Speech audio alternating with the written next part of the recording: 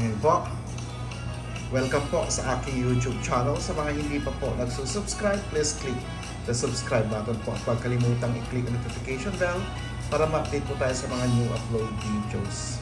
Ayan, ang lulutuin natin today ay chicken curry po with a twist. Ayan, bakit with a twist? Titignan natin mamaya. Ang ating mga sangkap, syempre po andyan po ang ating manok, ang ating carrots, ang ating bell pepper, ang ating potato, andyan po ang ating garlic, onion, at andyan po ang ating sili. Andyan po ang ating curry powder, andyan po ang ating asin, mantika, turmeric powder, garlic powder, andyan po ang ating chicken cubes, black pepper, at ang gagamitin po natin ay evap milk. Instead of coconut milk, ang gagamitin po natin ay evap milk. Yan po ang ating mga sangkap sa ating chicken curry. At yan po, ang inuna ko po ay ang ating manok. Ayan, igigisa ko po ang ating manok para maluto po.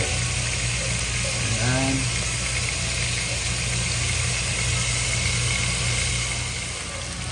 Ayan po, sinunod ko na po ang ating bawang, ang ating sibuyas at ang ating luya. Ayan po ang sikreto po ng masarap na chicken curry ay mas maraming sibuyas. Ayan. At sinunod na po natin ang ating tomato na muntik na po natin nakalimutan. Ayan po. Meron po tayong kamatis. Nilagyan po siya ng kamatis. Ayan. Ayan. Nilagyan ko na rin po siya ng black pepper at garlic powder. Garlic powder po. Yan po. Nag-iba na po ng kulay kasi nilagyan ko na po siya ng turmeric powder. Ayan. Pinaplangan ko na po siya. Nilagyan ko na po siya ng konting asin, turmeric powder, at chicken cubes po. Ayan. Isusunod ko na po ang ating curry powder.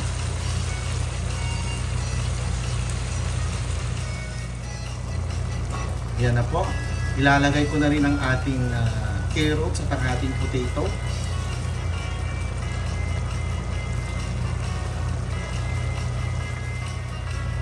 Ayan na po. Naihalo ko na ang ating potato at ang ating carrots. Nang lumambot na po, inalo ko na rin po ang ating bell pepper at ang ating sili.